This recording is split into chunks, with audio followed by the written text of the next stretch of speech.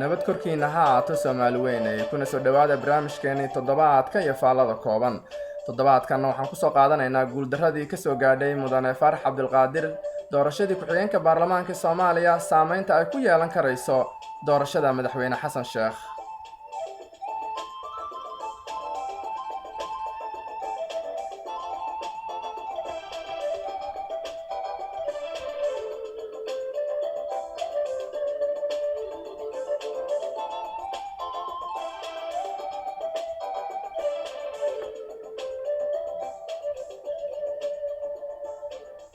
waa hubaal in guuldaradii mudane Faarax Cabdulqaadir ka soo gaadhay doorashadii ku-xigeenka baarlamaanka ay ugu yaraan niyad jab weyn u keentay xirta madaxweyne Xasan iyo rajadiisa doorashada madaxtinimo.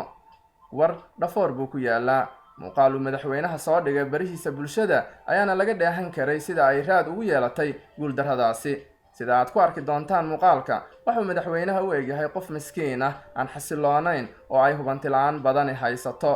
inkasta oo uusan u muuqan nin quustay haddana waxaa laga dareemi karaa wejigiisa in jug culus ay ka soo gaadhay guuldaradaasi. dabcan la yaab ma lahan oo waa wax dabiici ah oo qof walba ku dhaca marka uu waayo wuxuu aad ugu xisaabtamayay. in madaxweyne Xasan ay ka taalana waxa aad ku garan karaysaa qaybta ugu dambaysa ee muuqaalka ayuu dhowr jeer ku soo celcelinayaa hadal u muuqda mid loo soo dhigay. waxaan rabaa caawa inaan si wada jir ah ugu hambaliyeeyo mar kale guddoonka cusub ee baarlamaanka golaha shacabka ee baarlamaanka federaalka ee Soomaaliya oo aan leeyahay mar kale hambalyo.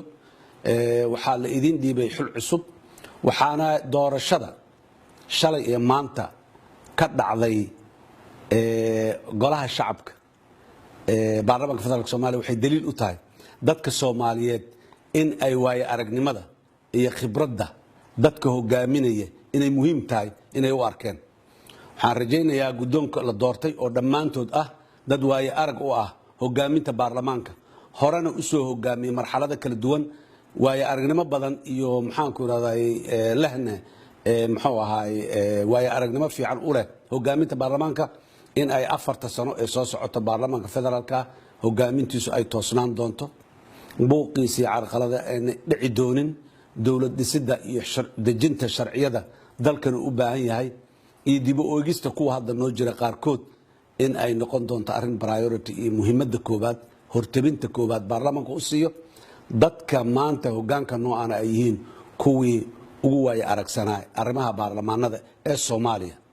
marka sidaas daraadeed dadka Soomaaliyeed waxaan leeyahay hambalyo ididiilo cusub waaye rajo cusub waaye in waaya aragnimadii iyo muxuu ahaay socodsiintii howlihii baarlamaanka ay maanta dad waaya arag u ah howlaha baarlamaanka gacanta u galeen waan ku hambalyeynaa dhammaantiin waxaan leenahay hambalyo howl wanaagsan ayaan leenahay. waxaa guuleystay waaya aragnimada iyo khibrada waxaa guuleystay dhamaystirka qabyada wixii hore qabyo noogu ahaa dhamaystirkooda baarlamaankana howlihiisu halkii hore iyo halkasii dheer ay socon doonaan kaasoo uu rabo inuu shacabka ay u arkaan in dib u soo doorashada guddoomiyaasha baarlamaanka cusubi ay ka dhigan tahay in isagana dib loo soo dooran karo. ujeedada hadalkaasi ayaa sidoo kale huwanaan karaa fariin uu rabo inuu ku niyad jabiyo musharaxiinta la loolamaysa oo uu u tusayo in isagana uu soo noqon karo.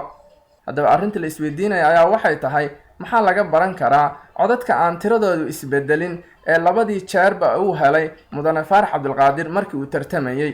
tirada codadka uu helay Faarax Cabdulqaadir doorashadii ku-xigeenka baarlamaanka ee uu ku guuldaraystay waxay ahaayeen tiro aan isbedelin. markii hore waxa uu helay wareegii koobaad 94 markii labaadna 93 taasoo si cad u muujinaysa in xubnahaasi baarlamaanka ay meel u yaalaan madaxweyne Xasan iyo xirtooda waxay doonaanba ha ku taageereen.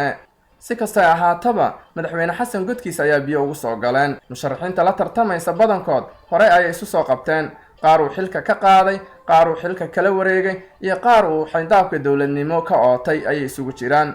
balse hal arrin ayaa adag in la saadaaliyo waa dhanka uu raaci doono madaxweyne goboleedka Koonfur Galbeed Shariif Aadan oo dhanka uu raaco la fili karo inay guushu raacdo.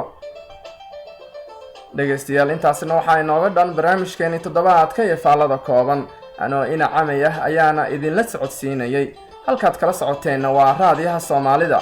tan iyo barnaamijkan oo kale intaanu dib ugu kulmi doono waxaanu idinkaga tegaynaa sidaa iyo ismaqal dambe oo xiiso leh.